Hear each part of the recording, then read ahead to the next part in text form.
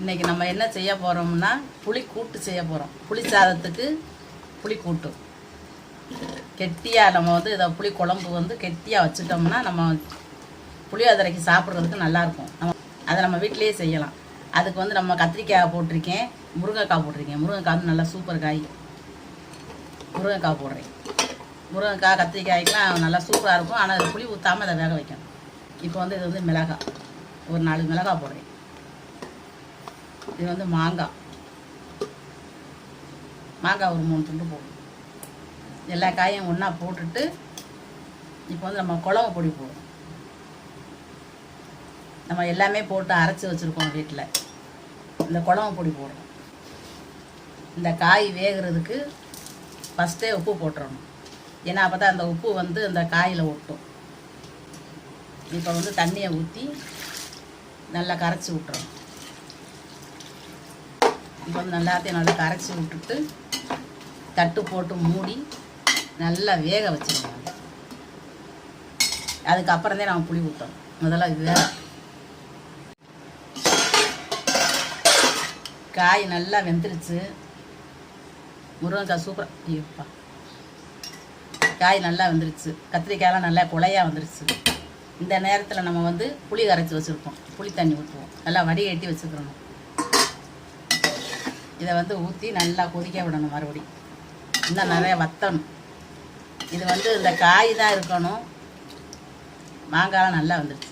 இந்த தண்ணி எனக்காக இருக்கிறதெல்லாம் இருக்கக்கூடாது. காய் மட்டும்தான் இருக்கணும். நம்ம குழப்பலாம் நல்லா கொதிச்சுன்னா வேகும். இன்னும் ஒரு 1/4 மணி நேரம் வேகும். குழம்பு வந்து நல்லா கெட்டியாக வத்திருச்சு. இன்னும் நம்ம வந்து தாளிக்க வேண்டியது. தாளித்து அதுக்கப்புறம் ஒரு 5 நிமிஷம் வச்சிட்டோம்னா குழம்பு. இப்போ வந்து நம்ம நல்லெண்ணெய் ஊற்றி வச்சுருக்கோம். அது காஞ்சிக்கிட்டு இருக்குது. இப்போ கடுகு போடுறோம். அடுத்து வெந்தயம் போடுறோம். கருவேப்பிலை போடுறோம். இது நல்லா வெந்துக்கிட்டு இருக்கும்போது நம்ம வெங்காயம் வெட்டி வச்சுருக்கோம். வெங்காயம் போடுறோம். சின்ன வெங்காயம். இது நல்லா பொன்னிறமாக வரணும். குழம்பு வந்து இந்த அளவுக்கு கொதிச்சுக்கிட்டு இருக்கு. நல்லா வற்றி நல்லா வந்துடுச்சு. இப்போ நம்ம தாளிச்சிட்டோம்.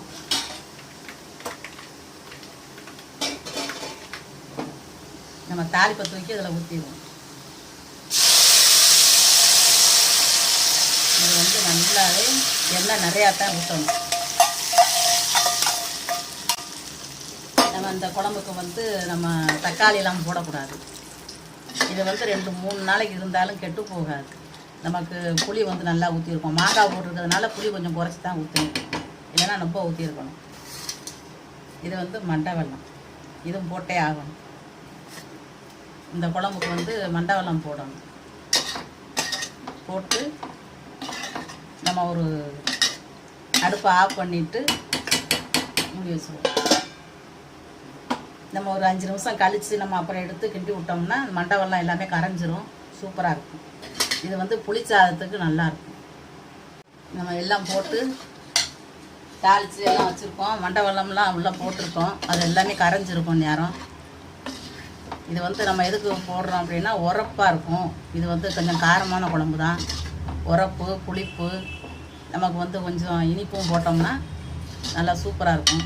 இது வந்து நம்ம புளிச்சாதம் அதில் தொட்டுக்கிட்டு சாப்பிட்றதுக்கு நல்லாயிருக்கும். இது நல்லா ஆறிடுச்சு அப்படின்னா ரொம்ப கெட்டியாயிரும். இந்த குழம்பு வந்து இந்த காயிலெல்லாம் நல்லா ஒட்டிக்கிறோம்.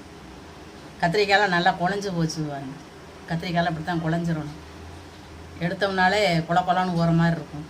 நல்லா குழஞ்சி போய் இதான் எடுத்து சாப்பிட்றதுக்கு நல்லாயிருக்கும்.